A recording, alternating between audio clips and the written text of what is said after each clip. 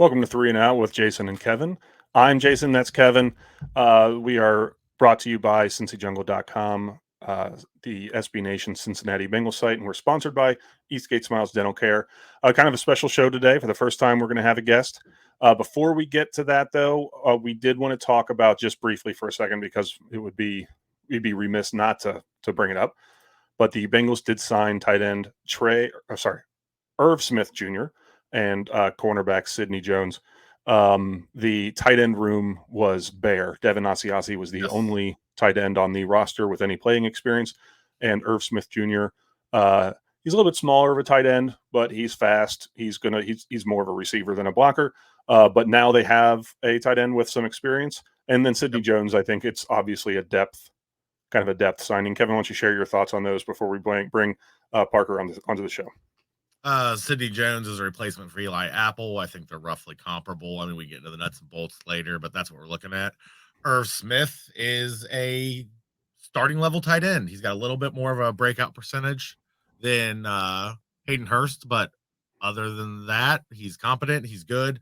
Little on the small side, but we'll take it. I'm just glad we got a tight end, man. I was getting very, very nervous about our tight end situation. I do love the fact that Irv Smith Jr. Chose the Bengals over the Dolphins specifically to play with Joe Burrow, even though Tua was his quarterback in college. And when they were in college and they played against Joe Burrow, they beat Joe Burrow 29-0. That was the last college game Joe Burrow lost. People want rings, man. Yep, exactly. All right, Kevin, why don't you bring on our guest here? We're bringing on Parker Blake. If you don't follow him on Twitter, you absolutely need to. He's a premium follow pretty much all season, but especially this type during draft season. He is going to step in as an O-line expert. We're going to quiz him. We're going to see if he knows this stuff. Parker, welcome to the show, man. Hey, happy to be here. Hey, I'm no expert. I just like watching fat guys run around on the turf, I guess. You watch enough fat guys run around, you eventually become at least partially an expert. Yeah, I'm trying. I'm trying my best. I've always respected your opinion, and there's a lot of depth questions. There's a lot of questions in the later rounds of this draft that I don't know a lot about. I don't feel like a lot of people don't. That's part of the reason we wanted to have you on, is I think maybe you can point us in the right direction of a couple people to take a look at.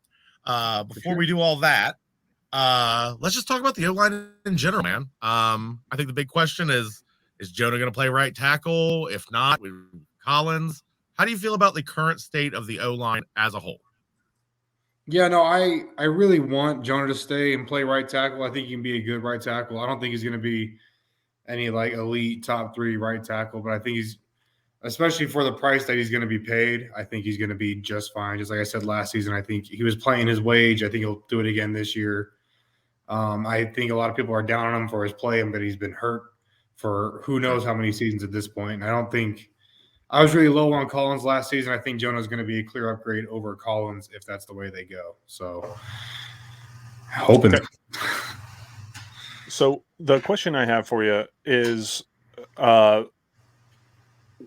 Orlando Brown Jr. joined the Orange and Black Insider and talked a little bit about the fact that switching from one side to the other is tough.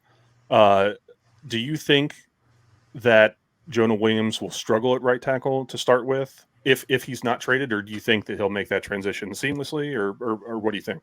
I mean, it all depends on how much he works on the offseason. If he spends the majority of just kind of this free period in between the season and camp or the season and like OTAs, then kind of trying to work a left tackle deal somewhere else or trying to get traded, then I think it could be a little rougher for him in the summer. But if he just commits to playing right tackle, gets in the gym, works on his technique, works his feet, works his hands, and really just commits to that role for the year, I think it'll be just fine. So it really just depends on how much he's interested in playing for the Bengals, even though it is at the right tackle position, or if he just wants to keep trying to pursue. And that's where I think there needs to be a conversation, and that's where I don't know how all the behind-the-scenes stuff works, but there needs to be a conversation between him and the organization where – because it is a trade. Everyone keeps talking like he kind of gets to choose if he's staying or going. But, I mean, if the Bengals don't want him to go anywhere, he's not going anywhere. There has been times where people have requested trades, and the Bengals are like, awesome, cool, see you in the summer. So yeah, I feel like that happens more often than not with the Bengals. Yeah. They do not like being told what to do as far as trades are concerned.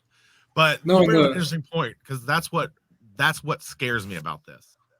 is if I knew for certain Jonah was ready to roll, right tackle, had time to prepare, I'd go, okay, good. Keep him on the team. We'll see what we can get in the draft. Good to go. I very much worry he's going to drag his feet and he is not going to be ready. And then we have an injured Collins, a not ready Jonah, and whoever we grab in the draft. That's why I'm starting to lean heavily toward I want draft attack in the top 2 rounds of this draft. What do you think? What would you do? No, and that's where it comes down to. Frank's talked about how he's planning on having Jonah at that spot. And so, if Jonah wants to drag his feet, it's only going to hurt him. I think he's got to understand that. I don't think swinging at right tackle is a bad move, but like I said, it all depends on what's behind the scenes. Like if they've already talked to him and he's committed, then there's no reason to, in my opinion. You can still find that long-term answer. Like if a right slides, like Darnell Wright, like there's no reason to not pick him up.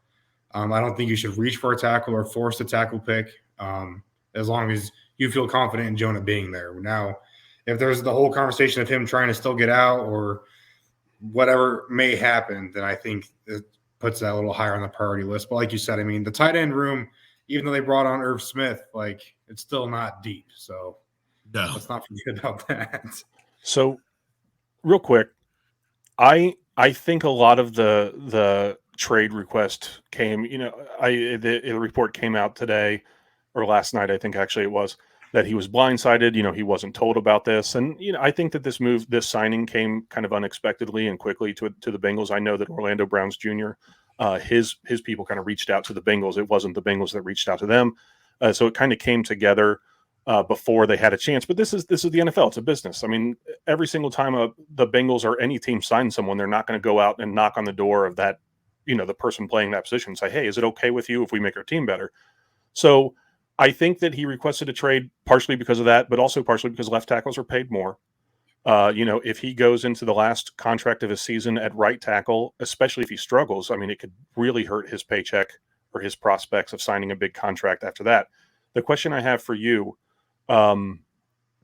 is, do you think that I just totally blanked on the question. Holy crap, guys. I'm sorry. You're good. You're good. Oh, man. Okay. I do have a question. Volson. What is your opinion on Volson? Because I feel like the Volson effect is the exact opposite of the Jonah Williams effect. We drafted Jonah too high, and so he gets over-criticized for his play because he doesn't play like a first-round draft pick. Volson stepped up when necessary, and so I feel like he gets overly praised. Are you happy with Volson as our starting guard, or would you try to introduce a little competition into the room? Well, I think that's funny because I feel like I see a lot of people talking about how he was underwhelming last year, and I feel like there's a lot of people that need to understand that he was a 4th-round draft pick. I think he did really well for a 4th-round draft pick, but I'm not opposed.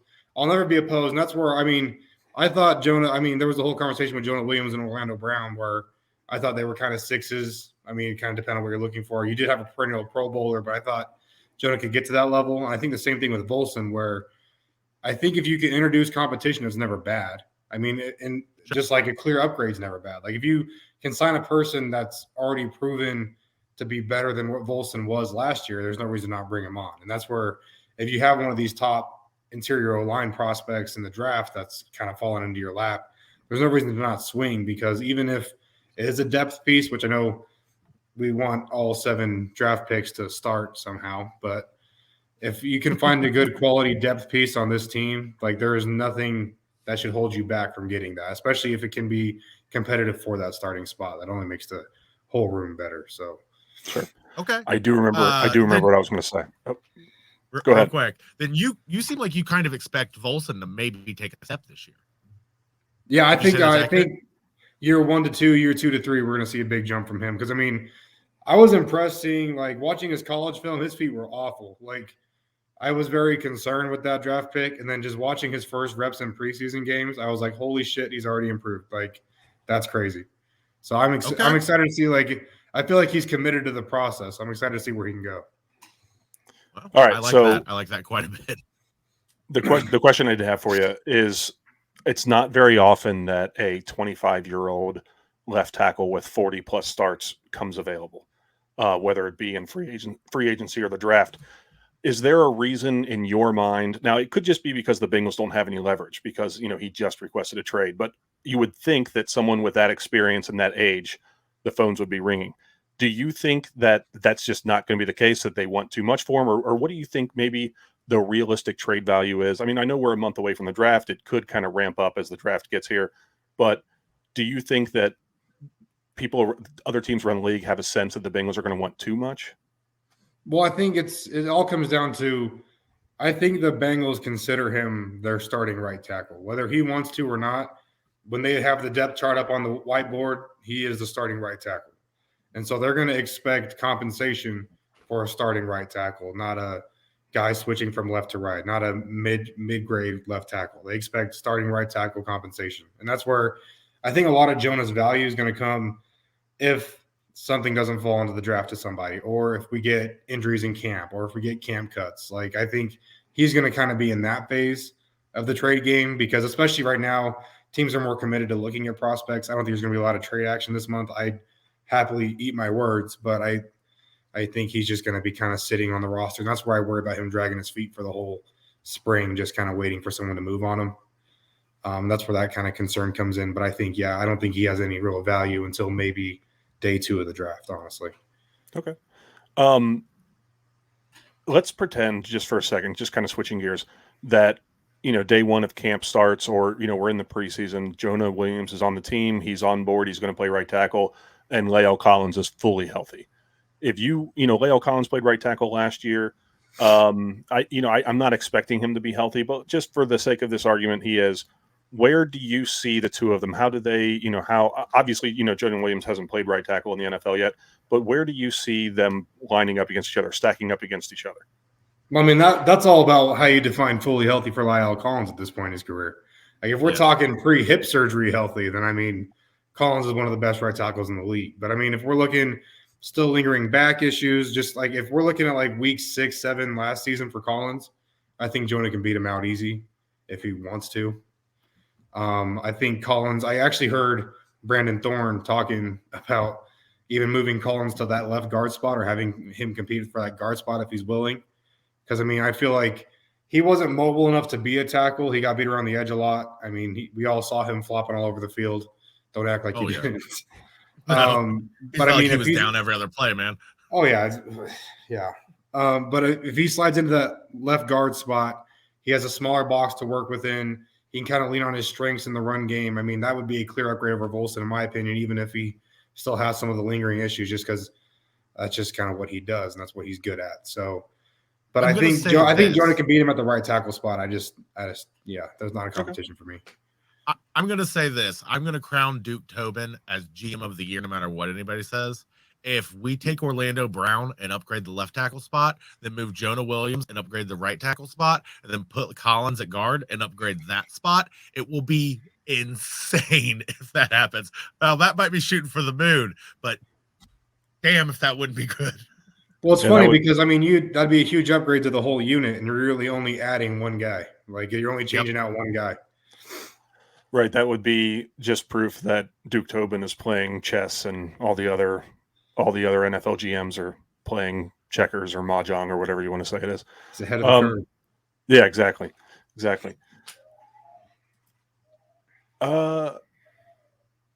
Okay, so the offensive line, let's just say, penciled in day 1, you have Orlando Brown Jr. left tackle, Cordell Volson left guard, Ted Karras at center, Alex Kappa right guard, and then let's say Jonah Williams right tackle. I mean, is there any doubt in your mind that that offensive line is better, obviously better than it was last year? But if, like, on a scale of 1 to 10, how big of an improvement do you see that, moving Jonah to the right and adding Orlando Brown Jr.? I'm super interested because I need to do a better film dive. I haven't gone too deep because I've been in draft season, but I really did feel like Orlando Brown and Jonah were relatively even. I mean, it's getting to the numbers. I know Jonah had the sacks, but I mean, you look at the pressure rate, look at the level of competition, look at who was behind the center. I mean, there's a whole bunch of variables in there. I'm really interested to see how Brown pans out. I have a lot of faith. Obviously, he's a perennial Pro Bowler. He's not going to be a downgrade from Jonah. But I want to see how big of a difference it is talent wise. I don't know if Brown's going to be miles ahead of Jonah. I'd love if he was, but I mean, even if he's 5-6 spots better, I think Jonah's 5-6 spots better than Collins. I mean, that's a pretty significant improvement. So I mean, for me, I mean, just pencil in like what I know now. I mean, that's still, I mean, got to give it like a 6 or 7 still. That's a pretty big jump in my opinion. Right. Absolutely. All right. So looking toward the draft, let's say the Bengals were able to trade Jonah for a third or whatever. So there's a hole at right tackle at that point. Actually, before we get to the draft, where does Jackson Carman fit into the conversation? Do you think that they have him working at tackle this year? Do you think he's off the team? Do you think that he's in the conversation to compete for that starting spot? I know in the Buffalo game, people, everyone was really happy with the way he played, and then they went up against the Chiefs. I know, I don't think it's any coincidence that the two teams that played in the Super Bowl against each other are the two teams that had more sacks than any other defenses. The Eagles had the most, and then the Chiefs had the second most. And, Jackson Carman struggled against the Chiefs. Where do you see Jackson Carman in the conversation in 2023? Yeah, I think that's a great question because I feel like he could have a nice role for a year or two just sitting behind Orlando Brown, but I don't think he's ever going to be a starting level player. I think he's a quality backup, and I don't know if he's worth keeping on the roster as a quality backup, depending on who else they get in the room. But I mean, we have to remember he might have impressed in the playoffs, or everyone was impressed by him in the snow game, which is a whole different conversation. But I mean, he was a healthy scratch for how many games last season? Like, there's a reason that he wasn't on the bench all season until they needed him on the bench, or even on the field. So I mean, I've never been too high on him. I still think he's a better guard. I don't think he has great athleticism, and he's got a lot of good power. And that's why I like putting him on the inside, just because he can handle those bigger guys. I don't think he moves well in space. Some people are going to disagree with that, which is fine. But I think he has limited mobility. I think he has a slow set, but he's got a great punch. So, no one on this podcast disagrees. Great depth piece, but that's about it for me. Yeah, I don't think. Yeah, the mental gymnastics people had to go through to convince themselves that one start that looked good in the freakiest conditions we've seen all year somehow means that Jackson Carman's back in the conversation. He was written off by every fan until one game in the snow, and suddenly it's like, oh, I think we should let him compete. Yeah, let him compete. We're not going to see him on that field if we're lucky. Yeah, no, if he competes, he'll be a healthy scratch again. I mean, you had linemen were shuffling around in the snow because they didn't want to pick their feet up. DNs couldn't get off. I mean, we saw our own defensive line couldn't really get. I mean, they struggled getting pressure all year, but I mean, they weren't really getting off the ball very well. I mean, right. I threw away that game, and I got really high on Sharping after that game, which we saw how that worked out in the Chiefs game. So that hurt my feelings, but yeah, I think the reality of it is the Bengals lost Jonah Williams, they lost Alex Kappa, and they lost Lael Collins, kind of bang, bang, bang, and that's part of the reason they got beat by the Chiefs. I mean, to say that it's not, I think is higher reason, in my opinion. Well, yeah. And they still only lost by 3 points, so it's super exciting. So I did want to you spoke about Max Sharping. They signed Cody Ford. I don't think a lot of people know a lot about him. I don't know if they signed him to be an interior offensive lineman. I know he's played both tackle and guard. Can you share a couple thoughts on Cody Ford? Yeah, so they signed him, and they're super interesting, but they're letting him play right tackle, and that's how it came out. Like, he requested to come in as a right tackle, and they said okay, which them just letting a player that doesn't really have a big name dictate what he's doing makes me feel some type of way about the quality we're probably going to get out of that guy. Right. Keep that in the back of your mind. But, I mean, he's just another depth piece. He's going to compete for that spot. I honestly bet he gets kicked into the inside because I tweeted about that earlier today, but the Bengals need to get better quality backups and honestly just more depth inside to compete for those spots, whether it is Volson, whether it is kicking Karras back out to left guard. I mean, there's a bunch of scenarios you can run, but I think they need more quality interior help. I mean, currently on the roster, like as of today, you have 3 starting level tackles on the team, and then you have a Jackson Carman, you have Adeniji, which I know people are up and down on, or mostly down. I guess I'm up, and then you have Cody Ford who's playing tackle. I mean, you have you have all these tackles, and the quality of work that they currently have inside is concerning to me. Okay. So I bet they kick Cody Ford inside, but I don't think he's going to be a off the bench type of guy personally. Okay. So I do you said wonder that, how that conversation actually went with the letting him compete at right tackle. It really feels like I don't know, that you're humoring him a little bit, like, oh, but I want to compete at right tackle. All right, Okay. yeah, you can compete. You can compete at right tackle one day in. Yeah, all right, you failed your competition. Let's check. Yeah, I coach high school football. I see it every season. Like, I'm going to come in. I'm going to be a receiver. I'm going to be a left tackle. And I'm like, okay, in 2 days, you're not going to be that anymore. But we'll definitely let you give it a go. Yeah, that's how I feel coaching my son's little league teams. Like, Dad, I want to pitch. Like, yeah, okay, bud. Yeah, okay. Yeah, that's fine. Go ahead. So you said just a second ago, I kind of want you to expand on something. You said you're up on Hakeem Adeniji. There's going to be a lot of people that want to know why. So why? Yeah. That's like, I swear it's the hottest take I ever have, and I don't understand it. But no, I mean, I understand that he hasn't put out great work, but he's also moved positions a lot. He's kind of been like the Swiss Army knife backup for the last however many years. Like, he's never really been able to focus on just improving in one area. And he's one guy that I've said, if they just lock him in and say, hey, you're going to be our sixth guy off the bench, you're going to be our right behind Lyle Collins off the bench, we're going to have you work as a tackle, focus on becoming a better tackle.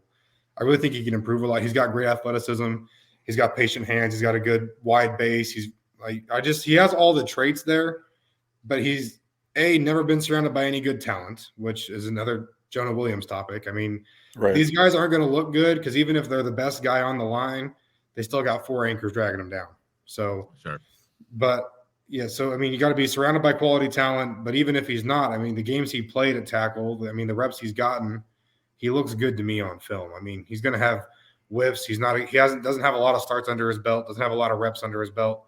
But I like what I see out of him, and I want him to work out. I think he can be good depth for us moving forward. I don't think we need to cut him for no reason. He's not that expensive, and he's not that terrible. I think he's a great depth piece, maybe even a long-term option to tackle. Okay. Oh no, I 100% agree. When Collins went down and Adeniji went in, I was one of the ones. I think he looked good.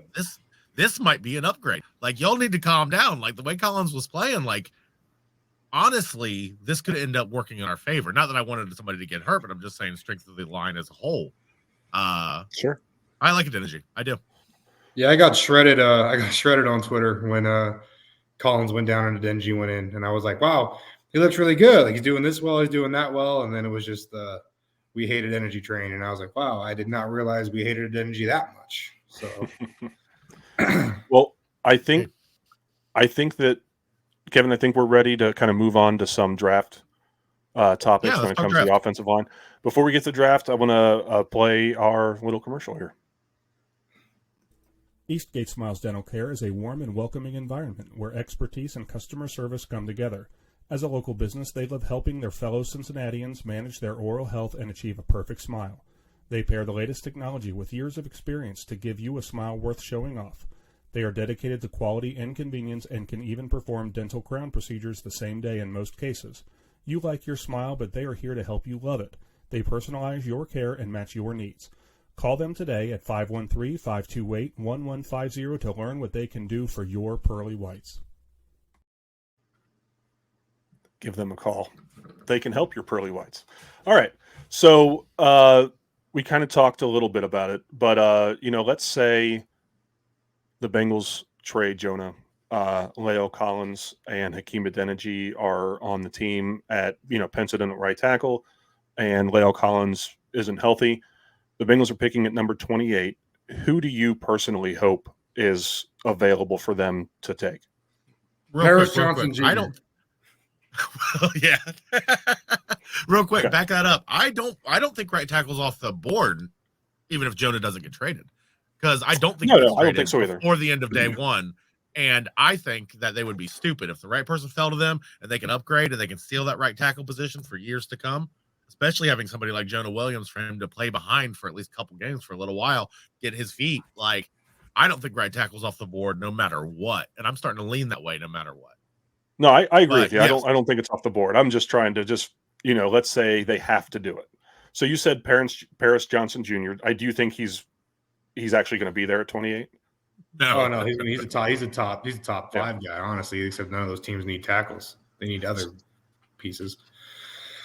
So, So it's interesting though, because I mean, like you just brought up, I mean, if Jonah's still on the team and they do grab a right tackle in the first round, that honestly probably opens them up to be more willing to trade him during the draft opposed to waiting until after.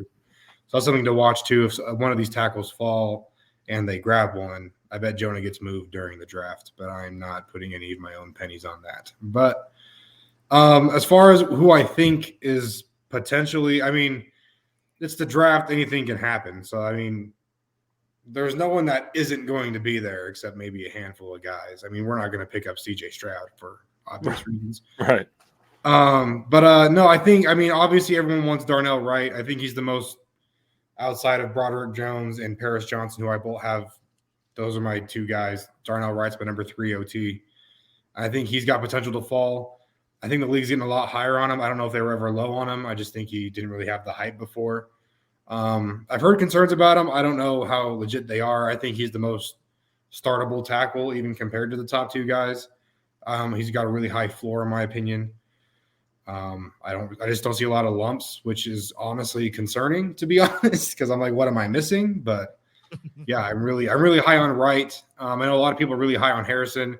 I've been low on him. Everyone keeps telling me to go watch more film, so I guess I'll do that. But yeah, I just haven't liked what I've seen. And then yeah, I mean Skoronski, I think he's gone too. He's gone. But yeah, so I mean that's kind of I think really the biggest options for me at 28. To answer your question in a shorter way. Darnell Wright, I don't think he's there. He's a great option if he is there. I'm sprinting to the podium myself. Everyone loves Anton Harrison. There's a lot of people high on DeJuan Jones. I'm kind of lower on both of those guys. I know everyone wants the Twin Towers, but just some red flags popping up for DeJuan Jones lately. So we'll see what happens with all of that info. But with his lack of testing, he's off for me in the first round pick. Yeah. I mean, I'm a Bengals fan. We know this path. We know exactly where it leads, but for some reason we keep walking down it over and over and over again. I worry they will take him. I don't want them to take him. But what I'm interested in is Darnell Wright's rocketing up the boards. Everybody's falling in love with this guy. He's absolutely like, if he falls to us, which I don't think he will, he's the guy for me. He is my pick at 28, almost no matter what at this point. What? So you sprint that. You have that card written, and if he's there, you sprint it. Sprint instantly. But Anton Harrison. Why are you lower on him than it seems like most are? I don't think he has good feet. I think he's slow out of his stance. I don't think he moves his feet particularly well in his set. And I haven't seen, and it's the same conversation people had about Wanya Morris, who's a later round tackle, the right tackle for Oklahoma. But like Michigan, I think Oklahoma protects their tackles just schematically. They do a lot of play action. If you look at the PFF, like the true pass set stat, they have very low numbers in that category because they don't really do a lot of just straight drop back stuff. So a lot of those guys, there's concerns about how they translate to the NFL, especially in a straight drop back system, just because they're not used to kind of being in that environment. Maybe they do fine. Maybe they fall apart because they're not used to just taking on rushers consistently like that. And that's why I'm a little lower, is just kind of the unknown there. And I just, with the way his feet looked, I'm concerned about him setting consistently during a game. And the Bengals, I mean, they're a pass team 67% of the time. So, yes. So, okay. It kind of sounds to me like that, to you at least, assuming one of the big 3 doesn't fall, which I don't think they will, it's kind of Darnell Wright or bust in the first round. Would you say that's true? Yeah, I mean, as far as my only first round guys are Paris, Broderick Jones, and Darnell Wright. And I still want Skoronski to be a guard, but I guess we can call him. I call him a first-round O-lineman because I will not call him a tackle. And it's not an arm length thing for everyone that keeps telling me that I need to not worry about arm length because I think that's the stupidest mark ever, but whatever. I just think he's built better and is going to play better as a guard. So I hope he goes somewhere that kicks him inside. But those are like the top. Those are the first-round guys for me personally. Okay. So let's say, I feel like arm length is one of those self-fulfilling prophecy things. If you don't meet the measurables, you don't get to play the position. So instantly, all the best tackles have long arms. It's the same thing about like hand size or height as far as quarterbacks are concerned. Like, well, they don't let you play it if you don't meet these measurables. So of course, all the best players have those measurables. I do agree. Well, it's just a numbers game, If like 28 of your 32 tackles all have arms that are 33 inches or longer, and only the 4 tackles that don't, I mean, anyway, I'm not. Rashawn Slater, I believe, had short arms, and he's pretty damn good. So, gonna ride that train. Yeah. Also, Kevin, don't forget that Kenny Pickett has tiny little baby boy hands, and so does Joe Burrow. Yes, Joe Burrow. But Kenny Pickett's tiny little doll hands. He's up in Pittsburgh. So, all right. So, let's say they go through the first round. They don't take an offensive lineman. They take a tight end. They take a corner. I think they could take a cornerback personally. So Twitter's gonna riot if we take a corner. I could see it. They absolutely love. I hope they take round corners just so we can have a whole night of people just screaming into the void. I would love to be there for that. Yep, I'm telling you, they love their first round corners. And Chidobe Awuzie is coming off an injury, and he's entering the last year of his contract. And Mike Hilton's 29. You know how they feel about it. They're like Leonardo DiCaprio when it comes to 30-year-olds. Just I want my teenagers. Yep. Oh, that sounded bad. The teenager thing sounded bad. Mid-20s. That's what I want. Mid-20s. All right. So let's say they go a different position in the first round. What are some guys that you think that they could target? Day 2, day 3 that could step in, maybe not start, but contribute by year 2. Oh man, and it's funny because I feel like everyone's talking about how there's like 45 players that could go in the first round, but I think the conversation really is, I think there's like 14 to 16 first round quality guys, and then being so kind of mid-round heavy, all these guys kind of just get forced into the first round. So I think your quality drops off around pick 20, in my opinion, unless somebody slides crazy. But then it's like from the end of the first to the middle of the third, I think almost all of those guys, at least O-line wise, are pretty evenly matched. They all have their pros, they all have their cons, but none of them are like crazy, man, I don't want to touch that guy. So the mid rounds are where it gets fun for me. I almost hope that they go and try and get one of these like late round steals, because I mean, there's guys like Warren McClendon. I love Warren McClendon. He will be my OT5 until somebody proves me wrong. He was the right tackle at Georgia. He was Broderick Jones' little brother, and that's why no one knows who he is. But he's going to be a damn good tackle. We kind of had a little Twitter exchange about Warren McClendon. It took me a while to figure out, because if you type in McClendon, you get Warren McClendon and McClendon Curtis, and you just referred to him as McClendon. It took me. I was watching some highlights and stuff. I eventually got there, but it was a bit of a journey because I've never heard of this guy. He's one of your top 5, and I have never even heard this name dropped. Why is he on nobody's radar if he's so high on yours? I don't know. Maybe it's just because I'm a crackpot, but we'll see what happens. I also said Creed Humphrey was a top 20 player, and I was right about that one. So yeah, you were. But Warren McClendon, man, he's so balanced. He uses his length really well. I don't know his measurements off the top of my head, but he's really patient too. And that's what I love seeing these tackles that can get back and they can just wait for the rusher. So I feel like you get a lot of these guys, even in the NFL, where they try and lunge at guys and get hands on early. But if you're willing to wait for these DNs, it makes the rush so much longer, which gives you just free seconds in the pocket without even having to block anybody. And I think that's one of my favorite traits of his is just his balance and his patience. But he also looks super smooth in his set. I will say one con, because he's not perfect, because I say he's a late round guy. I didn't see him do a lot of vertical setting. It was a lot of flat or wide setting, jump setting. And that doesn't work. Obviously, you can't do the same style of set every single rep in the NFL. So I'm interested to see if he can get a vertical set. I can't imagine it's that hard, because personally, I think it's harder to work with the wide set, which is more kind of attacking the DN opposed to kicking back and waiting for him. But I mean, using that wide set and pushing the edge rushers around the pocket is kind of where he made his money. So, and I mean, he just looks like a great prospect, especially for being like, I think the earliest I've ever seen him picked is like late 4th round. So yeah. I think he's a freaking steal, dude. I mean, yeah, he's mid 200s on like any board I could find. And if he is anything like, I'm going to have to watch more tape, because this is kind of stuff that gets me excited, is grabbing somebody like that in round 3, 4, 5, wherever he ends up falling. This is the kind of depth stuff we're talking about. This is the kind of stuff that gets us to the Super Bowl when injuries happen. What about round 2 and 3? Are you on the Cody Mach train? I love Cody. I want to learn how to say his name so bad. I've heard Mock, I've heard Mouch, I've heard Ma. Like I want him to get drafted so I can officially know how to say his name. I've been committing to I love that Mach, guy. but I am not confident when I say it. Yeah, I'm not confident when I say that name. I think I like Ma just because it sounds like it's the last name that I feel like I can say without giggling a little bit. I can't say Mach with a straight face. I can't say Mock with a yeah.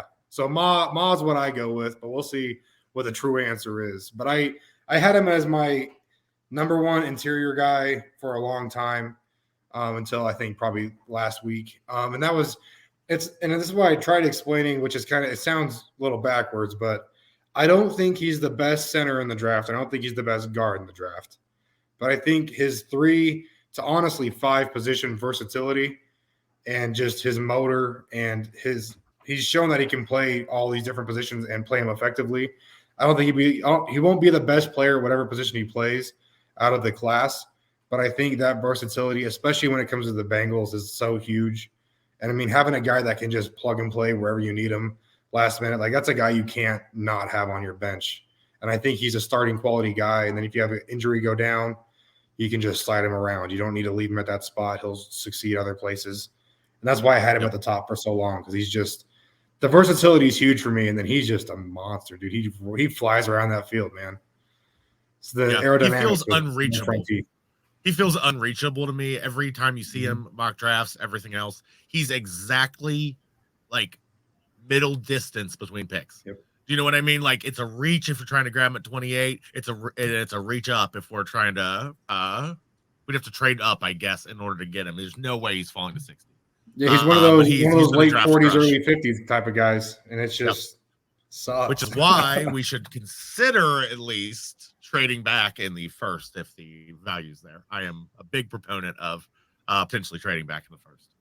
I'll always pound the table. If you're in the last 8 picks of the first round, just trade back because you'll get twice the picks and you'll get the same value. Like, yep, that's a win-win to me. But so real quick, I do have a question for you. I know obviously your kind of specialty is offensive line. How much work do you put into watching tight ends block that are coming into the draft? I've actually really tried to actually do it this year. I hate watching. So this is where I sound lazy, but I love watching O linemen because I know where to find them. Right. I struggle watching D line because they get subbed out, they get shifted around. I have to pause every play and figure out where they are. But I'm watching the O line and I'm like, oh, my guy's going to be right there. If he's not right there, he's out for the play. I'll just move on to the next one. But I have tried to watch tight ends this year, and it's not been fun because, tight ends are lame to me because they don't hit people every play. But I have watched tight ends. So I'm no tight end expert just overall. But I think there are some, if we're looking at blocking tight ends, because those are the ones that matter.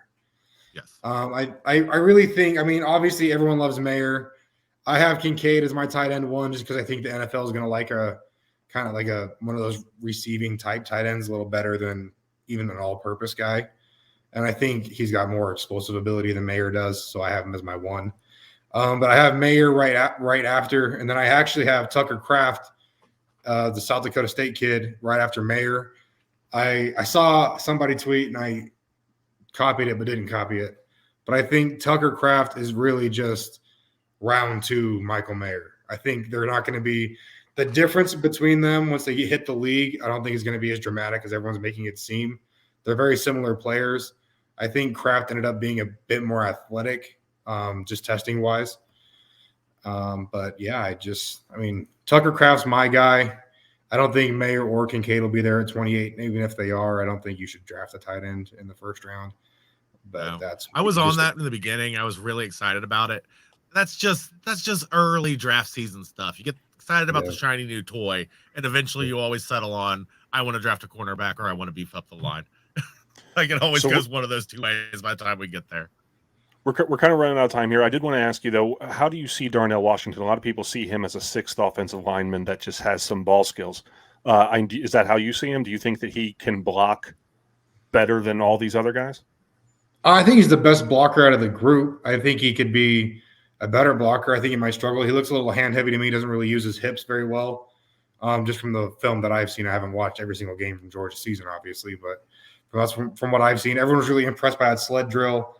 I thought that was a really terrible rep. So, I mean, that just shows where I'm at compared to everyone else, I guess. I'm just in my tinfoil hat over here. But I do think he's a 6 offensive lineman compared to the rest of the class. I don't think he's going to get you – I don't think he's like throwing a tackle out there that can catch. I don't think he's that effective of a blocker relative to like a true O lineman. But, I mean, I think it'd sure be fun to watch him at the point of attack and just blowing people off the ball. So Okay. Oh, sure. All right. Kevin, do you have anything else? No, I think that's it. We were in a little long, but I don't regret it at all. I like getting your insights. Yeah, for sure. Again, this is Parker Blake 60 on Twitter. Do you have anything else you want to plug other than your Twitter? It seems like that's the only place I've seen you. Yeah, that's all I'm doing right now. Hopefully, we're gonna get something going here soon somewhere else, but not today. All right. Well, like I said, during this time of year, he's a premium follow. Get all your draft, all your O-line draft insights there. I tend to. So, hey, I know Kevin got a jersey. I haven't gotten mine yet. I'm assuming that you shipped it. Is that in the mail? Is that where it's on the way? Oh yeah, it should be coming. Did it get lost? Checks in the mail. It might have gotten lost. Yeah, checks in the mail. I also have to say that the hair and the beard, you look the part, man. You look like trying. I used to have a bigger beard and I had to cut it down for work. Now I feel like a square. But, I used to have a really big beard too, but Oh yeah. This is like 2 months of growth. It's terrible. It looks thick. Terrible. I love it. It looks really good. You. I like him. Kevin, you're off the show. Parker Blake, you're the co-host. All right. Hey, for Parker Blake, for Kevin, I'm Jason. Thank you very much. Again, this is 3 and Out with Jason and Kevin. And then today, Parker, brought to you by CincyJungle.com, SB Nation Cincinnati Bengals site, and sponsored by Eastgate Smiles Dental Care. Give them a call, see what they can do for your pearly whites today. For everybody, Who Day. Who Day. Who Day.